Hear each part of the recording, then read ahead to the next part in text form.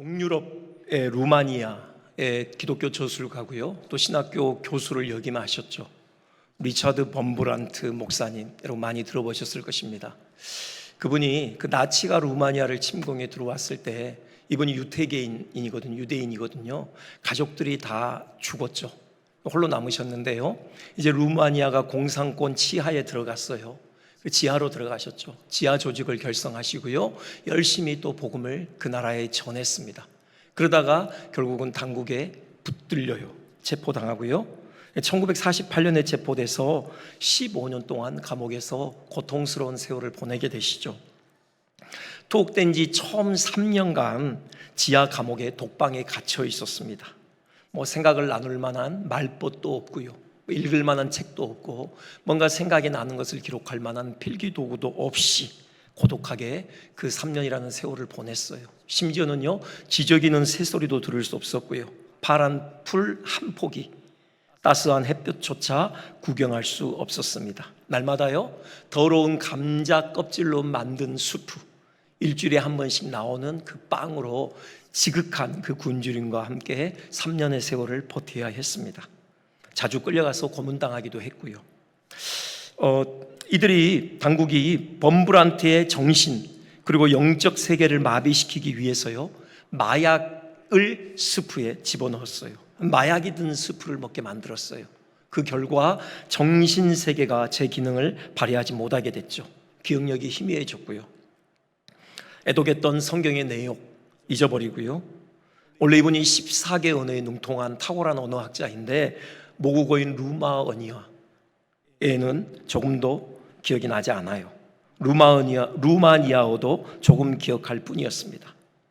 어느 날 밤 감옥에서 조용히 눈을 감고 주기도문으로 기도하고자 엎드렸어요. 하늘에 계신 우리 아버지여, 이름이 거룩히 여김을 받으시오며 나라의 하는데 말을 이어갈 수가 없었어요. 생각이 나지 않는 거죠. 하나님의 아들이 이 기도를 가르쳐 주시려고 이 땅에 오셨는데 내가 그분의 기도를 잊어버리다니 라는 생각에 너무 슬펐다고 합니다. 이런 정신적 암흑 상태와의 싸움은 오랜 시간 계속되었죠. 그러다가 드디어 이 마약 투여가 중단됐고요, 음식의 질도 개선되기 시작했습니다. 몇 달 후에는 기억력도 회복이 됐고, 그래서 그토록 그리던 주기도문을 외울 수 있게 됐어요. 주기도문 한마디 한마디에 하나님을 향한 열정, 사랑, 믿음을 담아서요 고백하기 시작합니다. 그러자 메말랐던 영혼이 놀랍게 회복되는 기적 같은 복을 경험하게 됐죠. 나중에 감옥에서 풀려나서 그가 회상하기를 주기도문이야말로 그 혹독한 감옥 생활에서 승리할 수 있었던 비결이었다, 그런 고백을 하게 됩니다. 이게 바로 주기도문이 가지고 있는 능력이에요. 그냥 기계적으로 주문처럼 암송한다고 해서 이런 능력이 나타나는 것은 아니겠죠. 한 구절 한 구절 그 안에 담긴 의미를 헤아리고 마음을 다해 고백할 때 그 기도의 능력이 나타나는 것이죠. 마음을 다해 주기도문을 암송하는 것 그 자체가 한편의 훌륭한 기도인 것이죠. 그리고 그와 동시에요, 이 주기도문은 우리의 기도의 모범 혹은 교본과 같은 것으로 역할합니다. 우리가 무엇을 위해 기도해야 할지 그 기본 내용을 가르쳐주고 있는 것이죠. 꼭 그대로만 기도하는 것이 아니라 그것이 기본 골격이요 뼈대이기 때문에 얼마든지 살을 붙일 수가 있습니다. 주기도문에 나와 있는 내용을 토대로 해서 얼마든지 적용이 가능한 것이죠. 갑자기 왜 주기도문이냐? 소요리 문답 마지막 파트가 이 주기도문입니다. 그래서 이제 수요일 한 몇 주에 걸쳐서 이 주기도문의 내용을 좀 찬찬히 한번 살펴보는 그런 기회를 갖고 싶습니다. 먼저 주기도문에 대해서 생각할 때 그 배경을 생각하지 않을 수가 없죠. 어떻게 주님께서 제자들에게 기도를 가르치시게 되었는가? 여러분 그 배경을 알고 계십니까? 이렇게 누가복음에 그 마태복음과 같은 사건을 담고 있는 누가복음이 이렇게 그 배경을 진술하고 있습니다. 11장 1절인데요, 예수께서 한 곳에서 기도하시고 마치심에, 그래요. 제자 중 하나가 예수님께 요청을 하죠. 요한이 자기 제자들에게 기도를 가르친 것처럼 주님 우리에게도 기도를 가르쳐 주옵소서, 이런 요청이 있었고요, 여기에 대한 응답으로 예수님께서 기도를 가르쳐 주신 내용이 이름하여 주기도문인 것입니다. 이들은 유대인이에요. 기도를 모르지 않습니다. 평생 기도한 적이 없느냐? 아니에요. 이들은 어릴 때부터 회당에서, 가정에서요, 기도를 배워왔던 유대인들이에요. 기도문만 해도 여러 개가 있어요. 어떤 자료에는 15개 이상의 기도문들이 있더라고요. 그것들을 암송하며 기도해 왔죠. 기도의 자세, 이렇게 몸을 좌우로 이렇게 흔들흔들 하면서 외에는 여러 가지 어떤 자세들도 이들은 배워서 훈련해 왔어요. 기도 시간도 정해져 있죠. 하루에 3번 기도했잖아요. 아침에 제사 드릴 때, 저녁에 제사 드릴 때, 중간에 오전 12시 정오에 하루에 3번 시간에 맞춰서 기도를 해왔어요. 그럼에도 불구하고 이들이 왜 예수님께 기도를 가르쳐달라고 요청을 했을까? 그 이유가 뭘까요? 아까 그 말씀을 보면은 힌트는 거기에 있죠. 예수께서 한 곳에서 기도하시고 마치심에, 이게 바로 힌트죠. 이 제자들이요, 예수님께서 기도하시는 모습을 목도한 겁니다. 거기서 범상치 않은 기운을 느낀 거죠. 예수님의 기도는요, 그냥 기계적으로 기도문을 암송하는 형식적인 기도가 아니었던 것이죠. 정말 하나님을 아버지라고 불렀고요, 하나님, 그 아버지 되시는 하나님과 친밀한 인격적인 교통을 나누시는 거예요. 형식적인 기도가 아니라요, 예수님의 온 인격을 그 기도에 담아서 하나님께 쏟아내는 그런 기도를 드렸던 것이에요. 그러자 하나님께서 예수님에게 충만하게 임재하시는 그런 신령한 교통이 누가 보더라도 느껴지도록 예수님이 그렇게 경건하게 기도하셨던 것입니다. 그리고요, 실제로 예수님은 능력을 얻으셨죠. 능력으로 충만하셨어요. 예수님께서 끊임없이 피어오르는 열정이 그 가슴에 있으셨잖아요. 하나님과 사람들을 향한 그런 애끓는, 끓어오르는 그 열정, 그 사랑, 그 애정을 가지고 사역을 하셨거든요. 그러면서 능력이 충만하게 나타났어요. 그 능력의 원천이 뭐냐? 예수님의 저 신령한 기도에 있다. 제자들은 확신한 것입니다. 그러면서 도전을 받은 거예요. 나도 예수님처럼 기도하고 싶다. 나도 예수님처럼 하나님과 저렇게 친밀하게 교통을 나눌 수 있으면 좋겠다. 나도 예수님처럼 기도함으로 인해서 내 안에 하나님과 사람들을 향한 열정과 애정이 끌어올랐으면 좋겠다. 능력으로 충만했으면 좋겠다. 이런 거룩한 도전을 받은 겁니다. 그래서 예수님께 특별히 부탁한 거예요. 예수님, 저희도 예수님처럼 기도하고 싶습니다. 기도를 가르쳐 주십시오. 그래서 이 주기도문이 탄생하게 된 거죠. 우린 여기서 중요한 교훈을 하나 얻게 됩니다. 기도는 제가 자주 말씀드렸는데요, 전염성이 있어요. 여러분, 한 사람이 열심히 있는 기도는 그 사람의 기도로 끝나지 않아요. 그 기도는 전염되어집니다. 다른 사람의 열심히 있는 기도로 이어지게 돼 있어요. 기도하는 사람은요, 또 다른 기도하는 사람을 낳게 됩니다.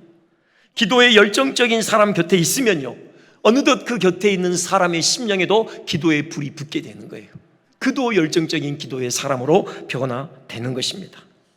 기도 가운데 주님과 친밀한 교통을 나누며 늘 기쁨과 평강이 가득한 사람을 보면서 자기도 저 사람처럼 저렇게 기도로 주님과 교통하고 싶다는 마음이 들게 되는 것이죠. 크고 작은 문제에 직면할 때마다 하나님께 엎드림으로 그 문제를 넉넉히 이겨나가는 사람을 볼 때 나도 저 사람처럼 기도로 승리하는 삶을 살고 싶다는 도전을 받게 되는 것입니다. 기도하는 사람들과 함께 있을 때 나도 기도하는 사람으로 변화간다. 여러분, 이 사실을 기억하셨으면 좋겠습니다. 기도하는 현장에 함께 있을 때 기도하는 사람의 심령에 붙은 그 기도의 불이 나에게도 전이 되는 것입니다. 내 심령에도 기도의 불이 붙게 되는 것이에요. 마치 산불이 번져가듯이 기도의 불은 사람들의 심령에로 번져가는 것입니다. 이 기도의 불길이 우리 각 사람의 심령에 타오르기를 소망합니다. 그런 기대감이 있고 그런 소망이 있습니다. 우리의 심령 가운데 기도의 불이 떨어져서 정말 이것들이 점점 정말 들불처럼 그렇게 번져갔으면 좋겠어요. 아연 장로교의 교인이라면 모두가 그 가슴에 이 기도의 불을 안고 있었으면 좋겠어요. 주체할 수 없는 그 타오르는 기도의 불로 인해서 정말 하늘에 상달되는 기도를 매일매일 드리면서 하늘문이 열리고 하늘의 은혜가 쏟아부어지는 은혜의 통로로 모두가 사용되기를 주님의 이름으로 축원드립니다.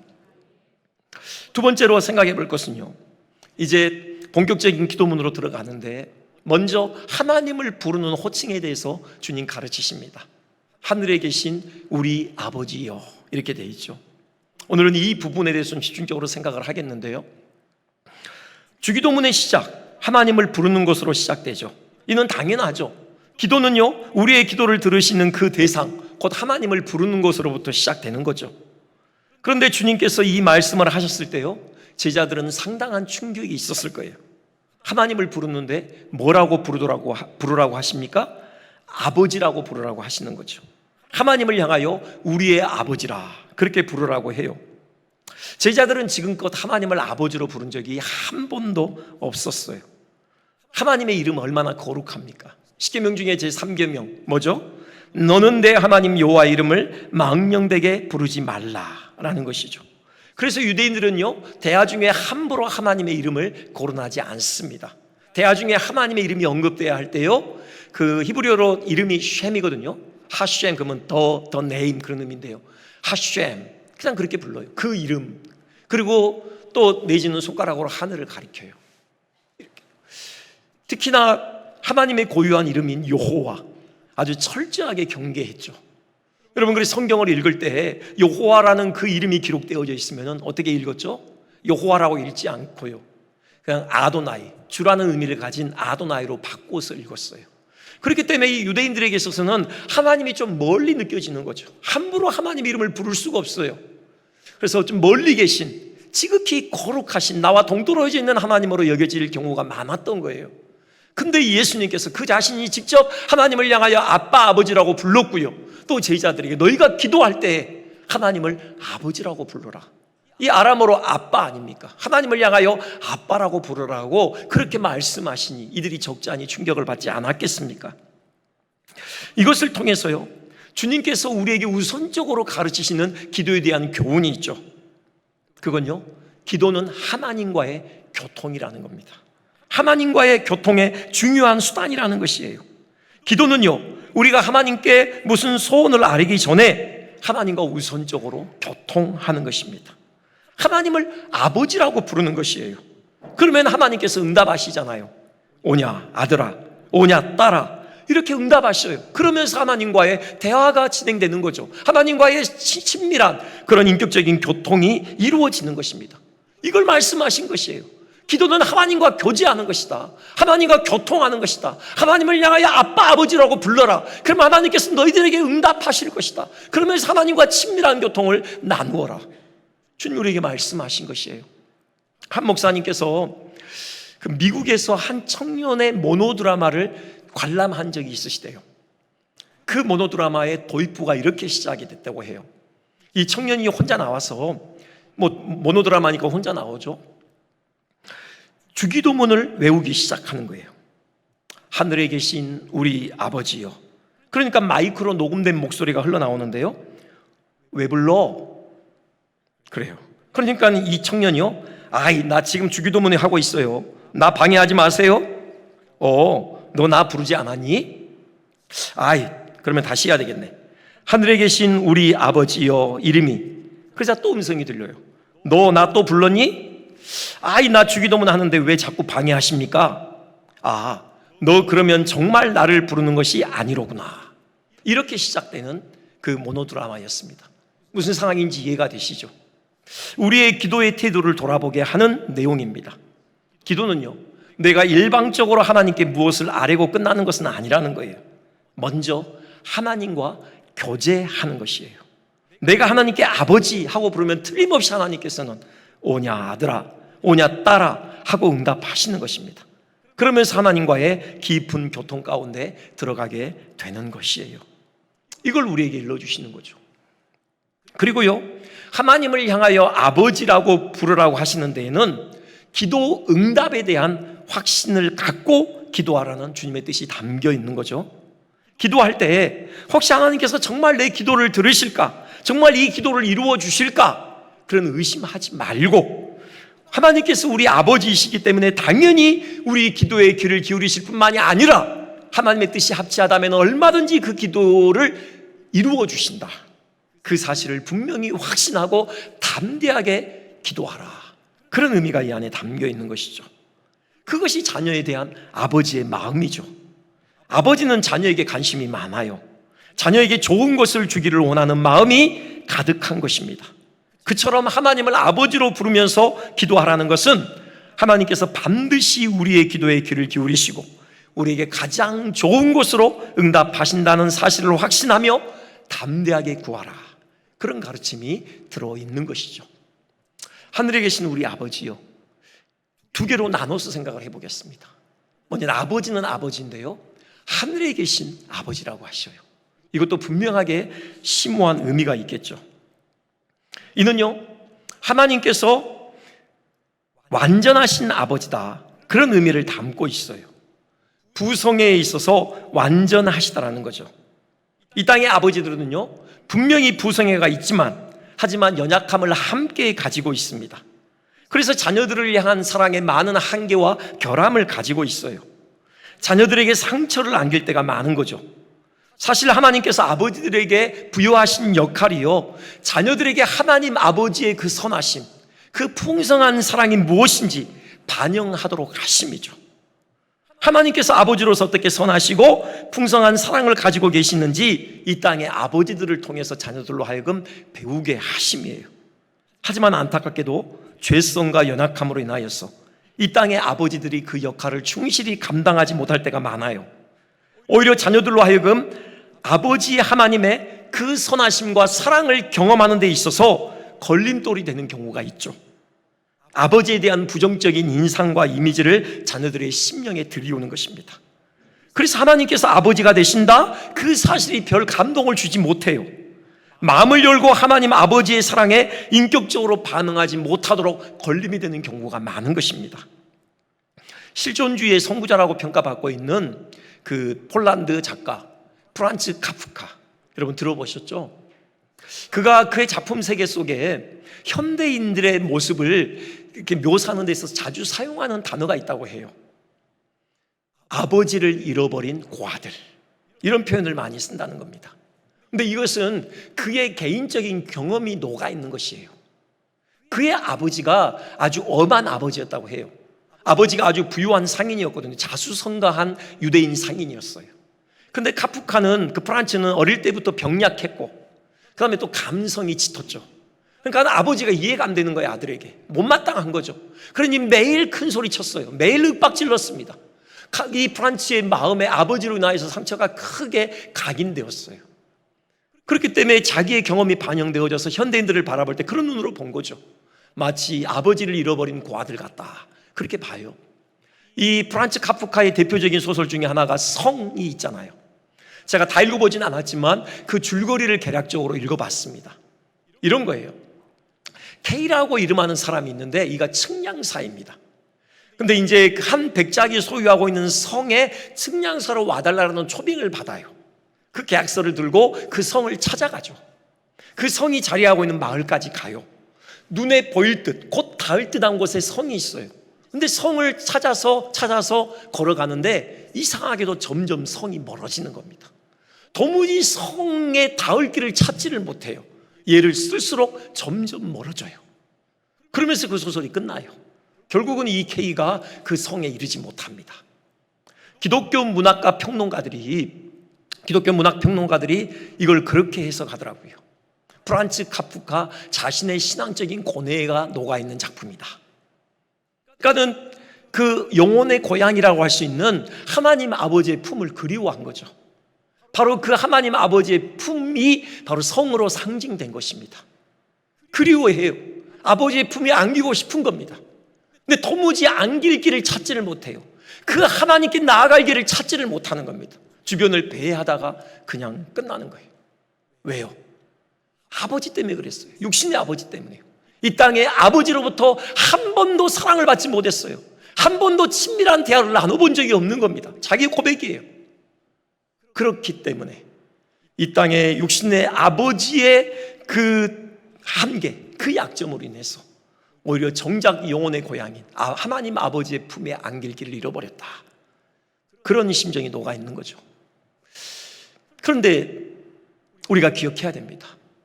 예수님께서 하나님을 그냥 아버지라고 부르는 게 아니라요, 하늘에 계신 아버지다, 그렇게 부르라고 하셔요. 그게 의미하는 바가 뭐예요? 이 땅의 아버지하고는 다르다는 겁니다. 이 땅의 아버지와는 전 땅과 하늘이 다름처럼 전적으로 달라요. 어떻게 해요?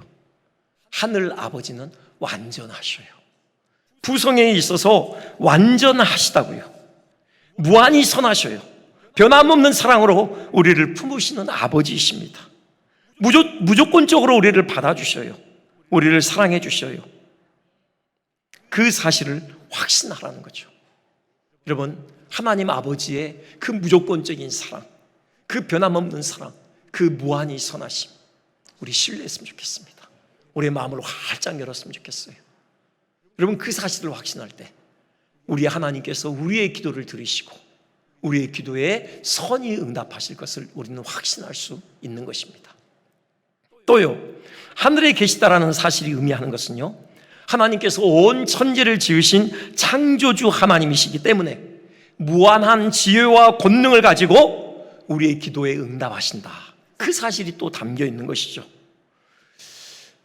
여러분, 그런 생각해 보셨어요? 세상에 얼마나 많은 그리스도인들이 기도합니까? 그런데도 하나님께서요, 그 많은 사람들의 기도에 동시에 다 귀를 기울이셔요.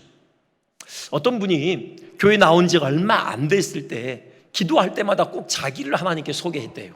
하나님, 제 이름은 누구누구고요, 저희 집 주소는 어디 무슨 동 무슨 아파트 몇 호입니다. 하나님, 이제 저 아시겠죠? 자, 기도합니다. 이렇게 기도를 시작했다고 해요. 그분이 생각할 때는 세상에 너무나도 많은 그리스도인들이 기도하는데 하나님께서 나 같은 것을 기억하실까? 그래서 자기를 각인시키는 거죠. 하나님께 소개하는 겁니다. 저 이런 사람입니다. 기억하시죠? 그럴 필요가 없다라는 겁니다. 여러분, 오늘 이 설교가 마쳐지고 우리가 이제 또 기도할 겁니다. 한 목소리로 우리가 함께 기도해요. 만약에 우리 중에 한 분이 우리의 기도를 다 듣고 무슨 내용인지 파악하라고 하면요, 파악하지 못할 겁니다. 막 소리가 섞여 있고, 어떤 분은 속으로 기도하실 거고, 어떤 분은 방언으로 기도하실 거고, 우리는 파악할 수 없어요. 하지만 하나님께서는 다 들으셔요. 다 이해하셔요. 수많은 사람들이 한꺼번에 기도하더라도 하나님은요, 마치 한 사람이 기도하는 것처럼 한 사람 한 사람에게 집중하시는 것입니다. 여기서 나만 기도하는 것처럼 나의 기도에 귀를 기울이셔요. 이게 지혜에서 비롯되는 역사예요. 지혜라는 것은요, 많은 일을 한꺼번에 수행할 수 있는 능력을 의미해요. 하나님의 지혜는 무한하십니다. 아무리 많은 사람들이 한꺼번에 기도하더라도 하나님은 다 소화하셔요. 다 들으셔요. 거기에 맞게 응답하시는 분이십니다. 이게 하늘에 계신 아버지요 라고 부르는 그 부름 안에 담겨있는 확신의 내용이에요. 담대하게 하나님이 우리의 기도를 들으신다는 그 사실을 확신하며 나아가시기를 부탁드립니다. 또 창조주 하나님이시기 때문에요, 우리가 구하는 대로 행하실 수 있는 권능이 하나님께 있으셔요. 능치 못한 일이 없으신 분이십니다. 여러분, 복음서 보면요, 귀신에게 붙들려서 아주 심하게 고통당하는 한 아들을 가지고 있는 한 아버지가 예수님께 나오잖아요. 그가 예수님께 이렇게 간청해요. 마가복음 9장 22절인데요, 무엇을 하실 수 있거든 우리를 불쌍히 여기사 도와주옵소서. 그때 예수님께서 그 사람에게 하신 답변의 말씀이 무엇이었습니까? 할 수 있거든이 무슨 말이냐 그래요.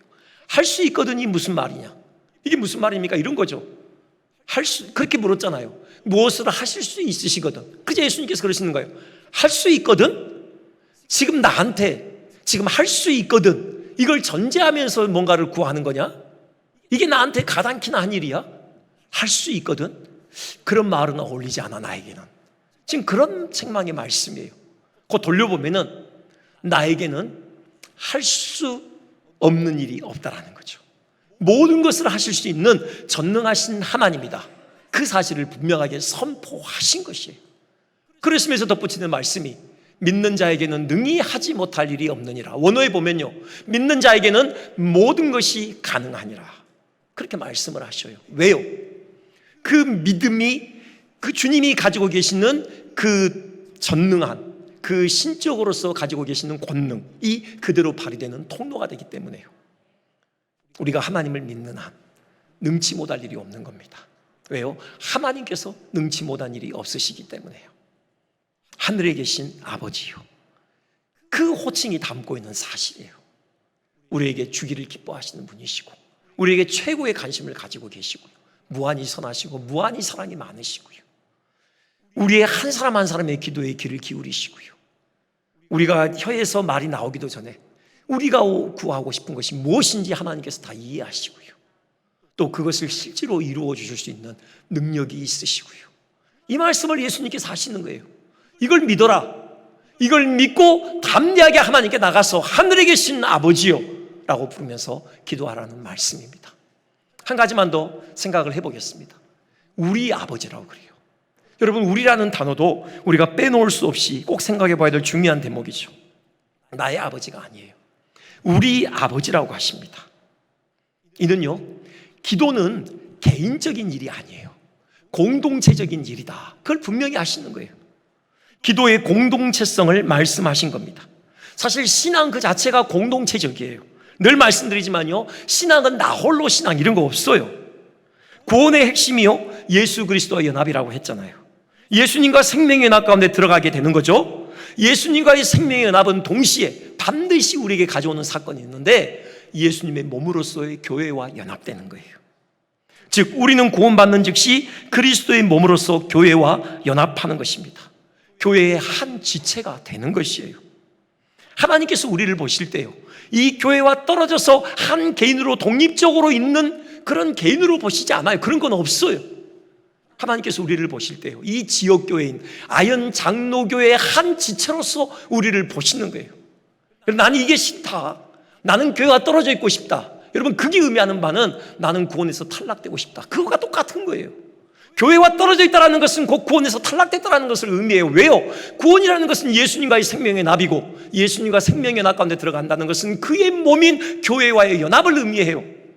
교회의 이 몸된 교회의 지체로 우리는 존재하고 있다. 하나님은 그렇게 보셔요. 그렇기 때문에 예배하러 하나님께 나아갈 때 나 혼자 나가는 게 아니라고요. 교회와 함께 나가는 거예요. 이 아현 장로교회의 한 지체로서 하나님께 나가는 겁니다. 부득이하게 이 예배의 현장에 참여하실 수 없는 분들이 있죠. 우리 권사님께서도 기도하셨지만 건강이 좋지 않아서 이 현장에 나올 수 없어서 그냥 가정에서 영상으로 예배드리시는 분들 계셔요. 또 그 직장의 특수성 때문에 여러분 이 현장에 나올 수 없고 따로 시간을 내서 혼자 영상으로 예배를 드려야 될 분도 있을 수 있어요.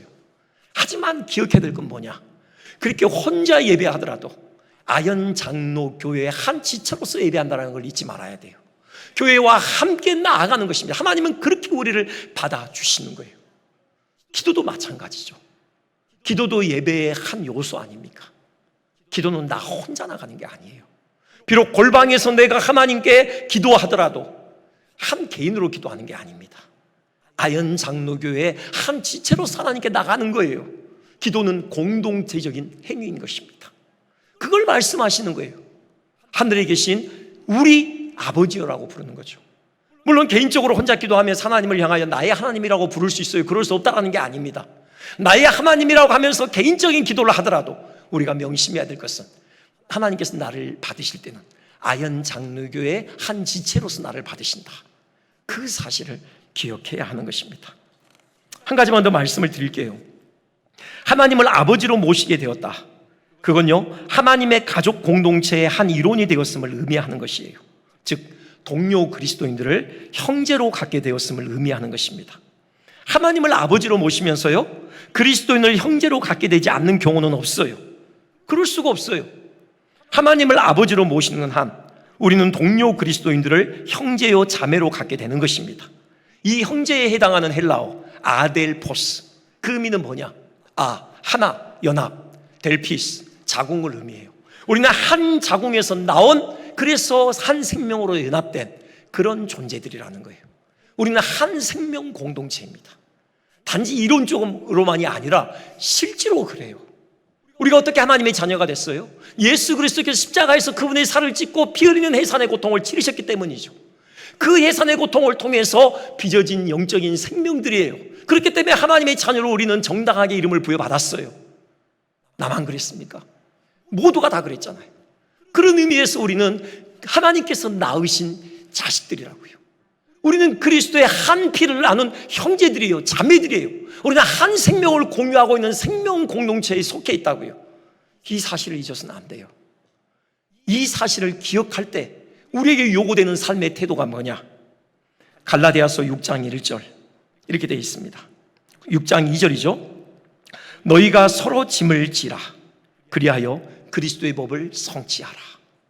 이 갈라디아서 6장 1절에는요, 갈라디아 교인들을 향하여 형제들아 그렇게 불러요. 그리고는 2절에 이렇게 권면하는 겁니다. 너희가 짐을 서로 지라. 왜 우리가 짐을 서로 져줘야 하는 것입니까?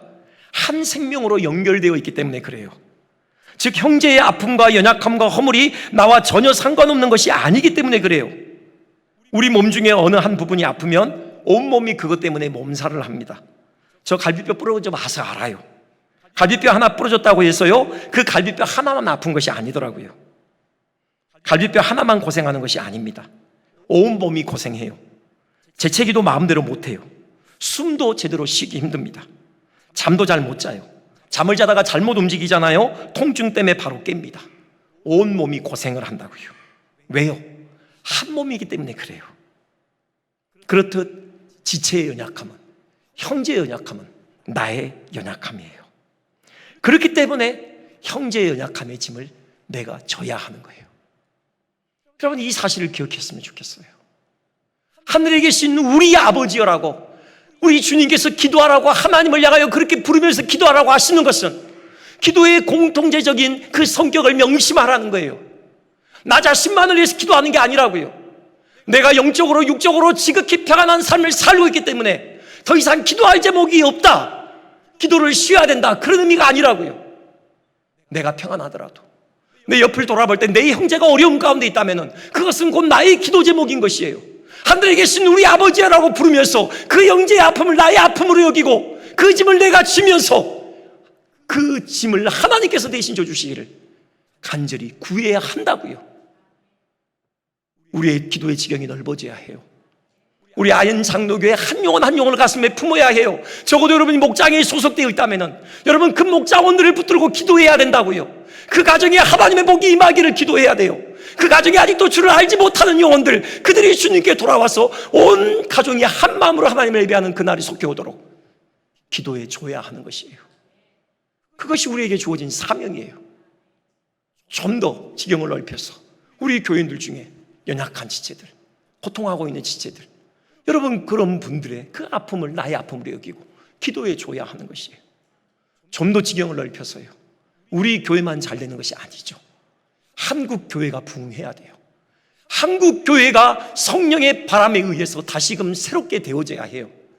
하늘에 계신 우리 아버지요, 그 우리에는 이 대한민국의 조국 교회를 품는 거예요.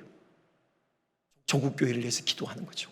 나아가서 열방 가운데 하나님 나라가 임하도록 우리는 열방을 품에 안고 기도해야 하는 것이에요. 그런 은혜가 우리 모두의 것 되기를 주님의 이름으로 축원드립니다.